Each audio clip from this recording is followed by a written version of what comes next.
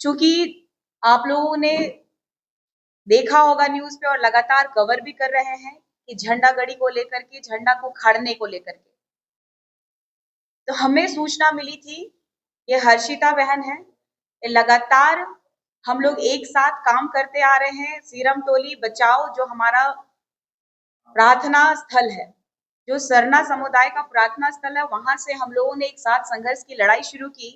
इन्होंने मुझे बताया कि दीदी सरना समाज का झंडा गलत तरीके से प्रयोग हो रहा है, चूंकि रूढ़िवादी परंपरा और हम लोग कस्टमरी लॉ को मानने वाले लोग हैं।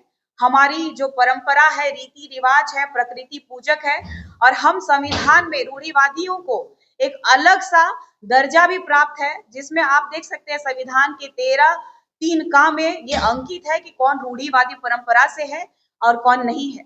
क्योंकि मैं ऐसे परिवार से बिलोंग करती हूँ जो झारखंड आंदोलनकारी है। मेरे पिताजी सरना धर्म के इतने कट्टर समर्थक हैं कि लगातार ऐसी बातों को उठाते आए हैं। तो मैंने उनसे चर्चा किया कि एक झंडा है यहाँ पे, तो उसमें मुझे जाना चाहिए कि नहीं चाहिए, क्योंकि मैं लगातार प्रोग्राम में थी। प्रोग्राम से आने के दौरान मुझे सूचना मिली कि वहां झंडा गाड़ने के लिए कुछ लोगों ने जमीन विवाद को लेकर के एक माहौल क्रिएट कर दिया है। तो हमारा झंडा, हमारी परंपरा, हमारी संस्कृति, हमारा सभ्यता, हमारा मान, हमारा प्राइड को इन लोगों ने जो मिथ्या और भ्रम फैला रहे हैं कि निशा भगत आई और झंडा का अपमान की, तो मैं उन लोगों को ये बताना चाहती हूँ और पूछना भी चाहती हूँ, आप लोग वहां पे गए थे, हमारा झंडा को हम लोग पूजा करते हैं, विधि विधान से उनको मानते हैं, और वो हमारा झंडा को एक गंदगी में, एक कीचड़ में, जहां वहां प्रार्थना नहीं हो रही थी, कई हमारे समाज के अगुवागण ये बोले कि विधि विधान से झंडा गाड़ा जाता है और विधि विधान से झंडा को उखाड़ा जाता है हमारे पहान पुजारों के द्वारा। लेकिन यहाँ पर ना ही हमारे झंडा को पूजा किया जा रहा था, ना ही पूजा पद्धति से वहां पे गाड़ा गया था। तो हम लोगों का झंडा का जो दुरुपयोग ये लोग कर रहे थे, तो मैं बताना चाहती हूँ कि उस धर्मांतरित आदिवासी क्रिश्चियंस लोग जो है, हमारे पूरे भारत में 705 जनजाति लोग रहते हैं, और हमारे झारखंड में तकरीबन 32 शैलियां थी, अभी 33 शैलियां हैं जो भोक्ता को अभी आदिवासी में शामिल किया गया। मान सबका अलग अलग है, आप संथाल में जाइएगा तो अलग है, लेकिन सरना कॉलम, सरना के लोग जो है, हम लोग झंडा को, जो चीरा झंडा हाया है, हमारा जो मान है, हमारा सरना स्थल में गड़ता है, हमारा पूजा पाठ की जगह में गड़ता है, हमारा पहन पुजार के यहाँ गड़ता है, हमारे यहाँ घर पे भी अगर गाड़ते हैं तो वहां पे विधि विधान से गाड़ते हैं। लेकिन ये समाज में जमीन के दलालों ने ये प्रण ले लिया है कि किस तरीके से हमारे समाज को गुमराह करें, किस तरीके से हमारे समाज को बलि भेंट चढ़ा दें और वो लोग अपना स्वामित्व स्थापित कर पाए। हमारे आरक्षण को पाने के लिए सिर्फ ये लोग, ईसाई लोग जो धर्मांतरित है, ये लोग ढोंग कर रहे हैं। मैं कहना चाहती हूँ कि किसी का दो दो बाप हो सकता है क्या? मैं आप सबसे पूछना चाहती हूँ, आप सरना भी मेरा बाप है और ईसाई भी मेरा बाप है, तो एक बाप के रहिए, दो दो बाप। आप मुझे ये बताइए कि मेरा जो संघर्ष है, मेरा जो झंडा है, वो मेरा अभिमान है, उसको बचाना क्या मेरा गुनाह है?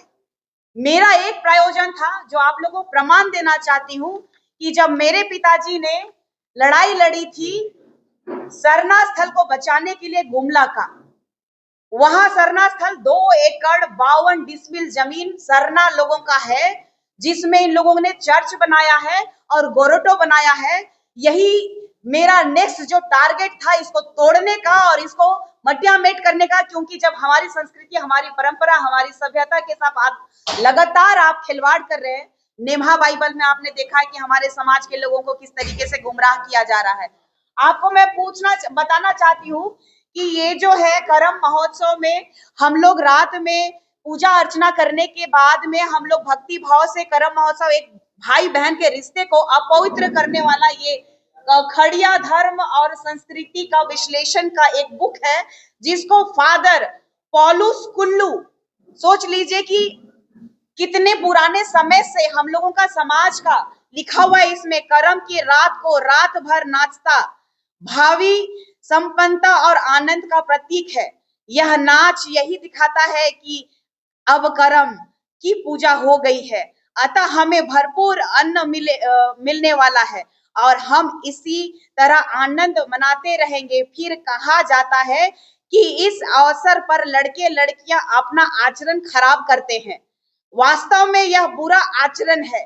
ये फादर जो है लगातार हमारे धर्मों के बारे में अनाप शनाप लिखते आए हैं और इसमें और भी आगे लिखा हुआ है, लेकिन मुझे चूंकि और भी कुछ बताना है, वो मैं आप लोग अगर लेना चाहते हैं तो ये भी ले सकते हैं, क्योंकि ये फादर पौलुस कुल्लू जो लिखे हैं, जो फादर होते हैं चर्च के, ईसाई धर्म के प्रचारक होते हैं। और मैं आप लोगों को बताना चाहती हूँ कि उरांव संस्कृति का ये किताब जो है, इनको लिखने वाले फादर जो है ब्रदर मिखाइल कुल्लू है। इन्होंने क्या लिखा है, हमारे समाज के लिए तो लिखते ही हैं, ये हिंदू समाज के लिए भी लिखे हैं और जो बूढ़ा बाबा, हम लोग महादेव बाबा को जो मानते हैं, उनके बारे में क्या लिखते हैं। अतः कहा जाता है कि महादेव ही ने लोगों को दुष्कर्म करने का प्रशिक्षण दिया है। सर्वप्रथम उनके उसके सुकर्म करने के लिए अपना चेला बनाया, किंतु उसे दुष्कर्म के गुण भी सिखाए ताकि दुनिया में अशांति कायम कर सके। आप देख सकते हैं कि ईसाई धर्म के प्रचारक जो हैं, जो वो अपने आप पुजारी समझते हैं, वो लोग ईसाई धर्म के लोग चर्च में उन्हें क्या क्या बातें बताते हैं।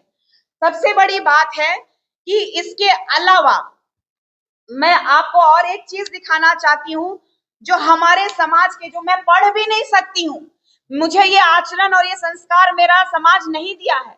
आप इसको जूम कीजिए और इसमें लिखा हुआ जो है ना, हमारे सातों पट्टी नाले के बारे लिखा है, सीरा सीता नाले के बारे लिखा है, गांगला झूड़ के बारे लिखा है, काकड़ो लाता के बारे में उन्होंने क्या लिखा है। काकड़ो लाता जूम कीजिए, जरा इनको बताइए कि हमारे समाज को इन लोगों ने मटियामेट करने का प्रण कब से लिया है। ये पुरानी किताब है, आज की नहीं है, जब हम पैदा भी नहीं होंगे तब की किताब है। तो आप देखिए, और अगर पढ़ सकते हैं, अगर आप लोगों में बेशर्मी है तो आप एक भी पढ़ के बताइए, लास्ट वाला बात बताइए कि क्या लिखा हुआ है। तो ये आप देख सकते हैं। ऐसे ही ये नेमा बाइबल के बारे में मैंने बताया, नेमा बाइबल में ऑलरेडी मैंने पोस्ट किया है कि हमारे आदिवासी समाज को ये लोग पूजा नहीं कर सकते। अगर पूजा करेंगे ये लोग तो इन लोगों का एक चीज मैं बताना चाहती हूँ, ये इन लोगों का लिखा हुआ है, पवित्र बाइबल नया एवं पुराना, उसमें लिखा हुआ है 10वां आज्ञा में, अपने यीशु को छोड़कर कहीं भी, धरती आकाश पाताल कहीं भी किसी भी को दंडवत नहीं हो सकते। ऐसा करते हो तो पितरों तक को यीशु दंड देते हैं। ये नकली ईसाई जो अपने आप को कह रहे हैं कि ईसाई और सरना भाई भाई हैं, तो ना ये लोग ईसाई के हैं ना ये लोग सरना के हैं। ईसाई लोगों के ये बाइबल में लिखा हुआ है कि अगर आप लोग दूसरे धर्म के देवी देवता लोगों को पूजते हैं तो आप लोग को पितरों तक में इसका सफर करना होगा, यीशु दंड देंगे। तो ये लोग तो सरासर दोगले प्रवृत्ति के लोग हैं, जो लोग कह रहे हैं कि सरना और ईसाई भाई भाई हैं।